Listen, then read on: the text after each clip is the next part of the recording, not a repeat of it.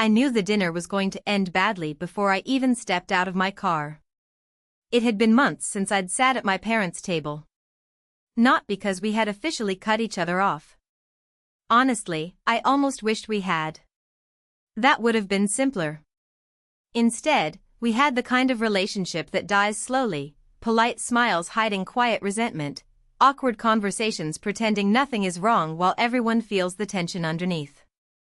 Still, when my mom invited me over for dinner, a small part of me hoped things would finally feel normal again. I brought her favorite bottle of wine, the expensive kind she used to save for holidays and anniversaries.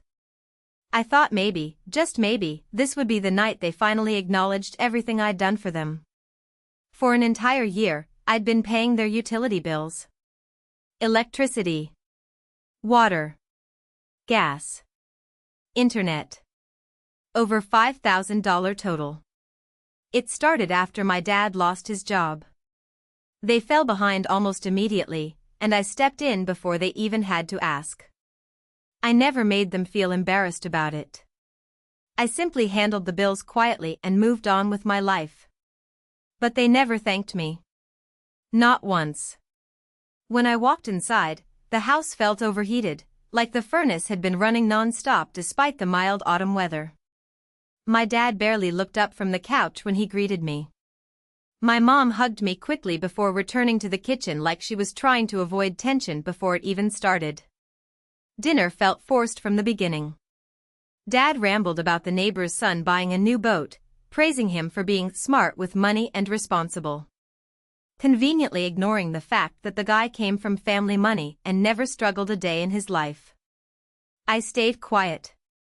Then suddenly, without even looking at me, my dad said, "You could do a lot more for this family if you weren't so selfish."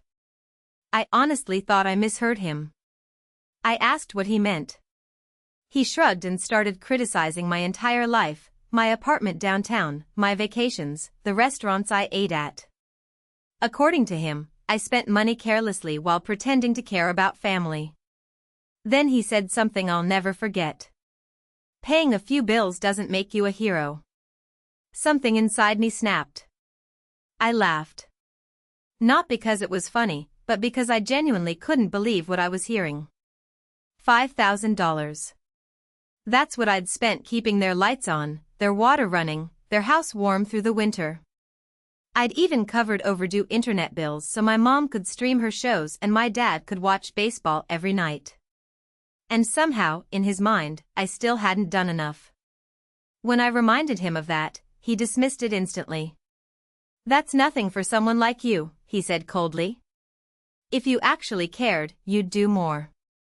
I slowly lifted my wine glass, looked him straight in the eyes, and calmly replied, "You'll feel that selfishness when the lights go out next week." The entire room went silent.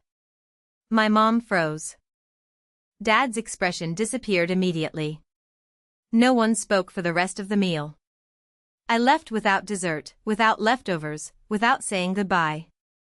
And for the first time in a year, I stopped paying their bills. 3 days later, the electricity was shut off.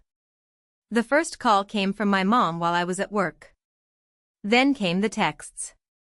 "Power's out." Do you know what happened? Of course I knew. I had removed my card from every account and cancelled every automatic payment. For the first time in a year, they were responsible for their own bills. An hour later she texted again. "Can you please just cover this month? We're trying to figure things out." Still no apology. Still no accountability. Just expectation. That night I got missed calls from relatives, including my Aunt Linda, who left a voicemail about how family shouldn't let things get this far. That part almost made me laugh. Because nobody asked why I had been carrying them financially for an entire year in the first place. As the days passed, things got worse for them. The heat shut off. Then the water. Relatives started contacting me non-stop after my dad told everyone I had abandoned them over a simple disagreement.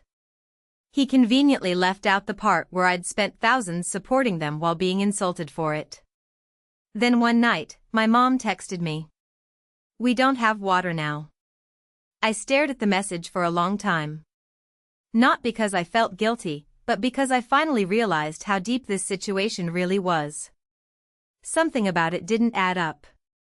A few days later, I drove back to the house late at night while my mom was staying with my Aunt Sharon. Dad was there alone in the dark. I let myself in quietly using an old spare key. The house smelled stale and cold. I went straight to the desk where my dad kept all the paperwork. What I found changed everything. Stacks of unopened mail. Final warnings. Collection notices. Bank statements. And then I saw it. An account I didn't recognize. My checks had been deposited there for months, but the money wasn't being used for utilities at all.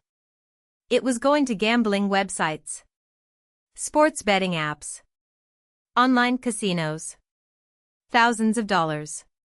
My dad had been taking the money I sent to help them survive and gambling it away behind everyone's back. Then I found a legal notice. They were close to losing the house entirely. Behind me, I heard the stairs creak. My dad stood there holding a flashlight and a bottle in his hand. I confronted him with the evidence. He didn't deny any of it. Not once. Instead, he looked at me with pure bitterness and muttered, "You always thought you were better than us."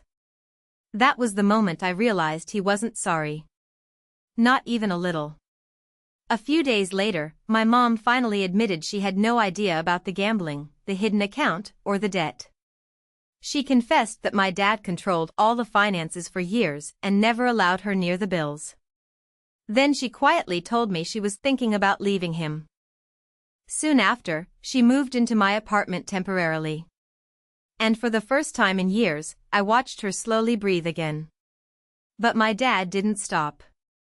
He showed up outside my apartment screaming that I'd betrayed him.